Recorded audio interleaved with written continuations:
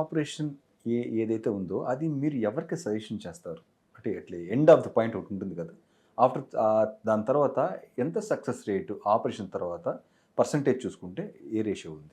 Sir ఇప్పుడేంటంటే ఈ surgery ఎవరు చేయాలా, ఎవరు చేయరాదు, ఈ మోకాల అరుగుదల అయినోళ్ళకి ఎప్పుడం కానీ ఇప్పుడు నేను చూపించినట్లే స్టేజ్ 1, స్టేజ్ 2, స్టేజ్ 3, స్టేజ్ 4 ఈ స్టేజెస్ ఏం మనకు డిక్టేట్ చేయవు సార్ సర్జరీస్కి. ఫస్ట్ క్రైటీరియా మాకేంటంటే పేషెంట్ నొప్పి. అందుకో ఆర్థోపెడిక్స్లో ఒక ఫ్రేజ్ ఉంది, life is a moment, moment is a life అని. ఓకే, ఆల్వేస్ పేషెంట్కి మనం ఆ మూమెంట్ ఇవ్వాలి ఎప్పుడం కానీ యాక్టివ్గా ఉండాలంటే.